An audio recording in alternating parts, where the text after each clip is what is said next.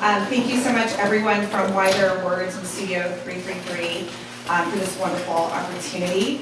I'm going to read from a new short story called Late Arrivals. For the theme of loneliness, I decided to bring in a story about a love triangle and a time warp where people from the past miraculously appeared in the present, so I hope that you enjoy it. Late Arrivals. An F-4 Phantom plane appeared above the Pacific Ocean, dove toward the Sutro Baths, and skidded across a nearby cliff top, crashing into a gazebo 23 yards from a wedding reception. Smoke and damp grass filled the air and tumbled over the cliff. Guests spilled their martinis. The father of the groom, an orthodontist, ran towards the wreckage, searching for survivors. While no one was injured, from the look in the mother of the bride's eyes, the wedding planner's head would roll. 30 minutes prior, all the guests had been huddled under this gazebo. Wedge sandals were in the process of cutting off circulation to toes.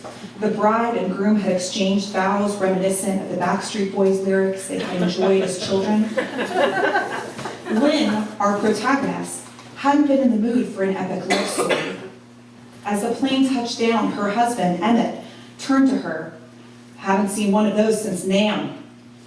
Then he popped a chicken satay appetizer into his mouth. The crowd flocked towards the wreckage, despite their better judgment, until they were only 10 feet away. With the help of the father of the groom and 2 ushers, the pilot emerged from the cockpit. He collapsed on the lawn.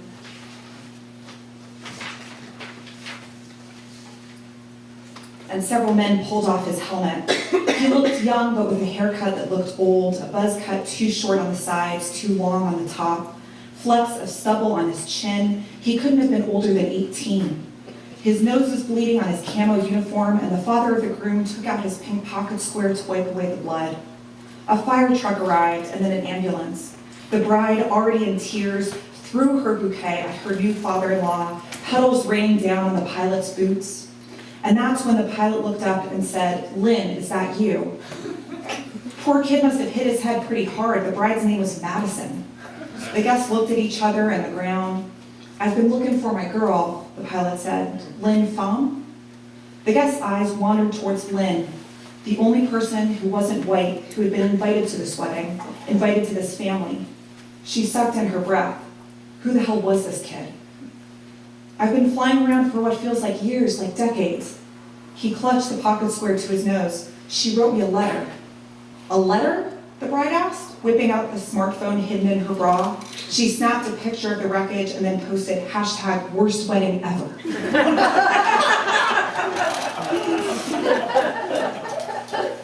"Said she was getting married," he gasped. "I asked her to wait, and then I borrowed a plane from Da Nang." "That's crazy," Emmett said, chewing on an olive. He perked up like a guest on Jeopardy. "We lost the base there in..." He spitted out the pit. 75. Everybody knows that. Besides, how did he get the gas? The paramedics placed the young man on a stretcher, imprisoned him in a neon orange neck brace, and carted him towards their van. "Felt like years, like decades," the pilot muttered. But how did he know her name? "My name was Lynn Fong," Lynn said, her maiden name sounding strange in her mouth. Emmett smacked her arm. "Be quiet, Lynn," he whispered. "This isn't about you." The guests stopped talking. The pilot wobbled as he tried to lift himself, balancing on his elbows, the brace cutting into his shoulders. "Lynn?" "Yes," she said, and he passed out on the stretcher. Why did he look so familiar? She followed 2 EMTs toward an ambulance, and one of them turned back toward her, flinging his arm as if to push her back. "Are you a relative?" She nodded, nervous about lying and getting caught. They ushered her closer. As she climbed into the ambulance, she called back to Emmett and asked him to meet her at the VA Medical Center, the closest hospital to the cliffs of Land's End. Emmett wiped his mouth on his sleeve but gave no confirmation that he had heard her. The EMT shut the door behind her. She sat down and rummaged through her purse to find her reading glasses. A siren blasted, and finally she found the case, put them on, and squinted at the boy. Jimmy McGowan lay passed out in front of her, a giant smile painted on his face. She felt warm, too warm, like she might ruin her dress with sweat. How could it be Jimmy? She gagged and one of the EMTs handed her a paper bag. Over the course of the ride to the hospital, he proceeded to instruct her on breathing into it slowly. As the man fanned her with his clipboard, she leaned back and felt the van's cool metallic wall on her back. She remembered the heat of the summers back home.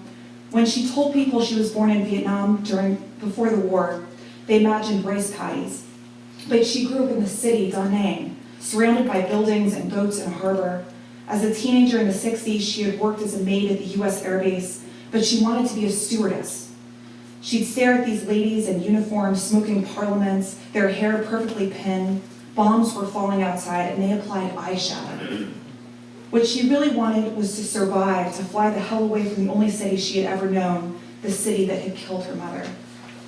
The story continues, and we find out that Lynn was 18, living in Da Nang during the Vietnam War, and she was dating both Jimmy, the pilot who has miraculously reappeared in the present, and Emmett, a government contractor and mechanical engineer. Lynn decided to marry Emmett, leaving Jimmy a letter and breaking Jimmy's heart. It didn't feel exactly right, but she left for the US with Emmett. In the late 70s and early 80s, they had tried unsuccessfully to have children. With each miscarriage, Emmett pulled away, found a new hobby. In the mid-90s, the dot-com boom ravaged Lynn's career at the travel agency. She experienced a rare and brief period of nostalgia, resenting new technology, missing the way things had been. Lynn lost her job. What was Emmett's response? Did he comfort her, crawl into the cave she was digging around her, provide her with warmth and comfort? No, he embraced this new era. He became obsessed with consumer electronics, calculators, fax machines, PCs, laptops, Tamagotchis, CD players, cell phones. He used their garage as his workshop. And one day he brought home a robotics kit. Her husband, the entrepreneur. Within the year, he was working with a manufacturer in China. Robots the size of toddlers lined the walls of their living room and hallways, eyes wide like Disney cartoon characters. She often caught him mumbling things to them like, "It'll be all right," and humming under his breath. When he would turn them off, he would press their eyelids shut and say, "Shh, shh."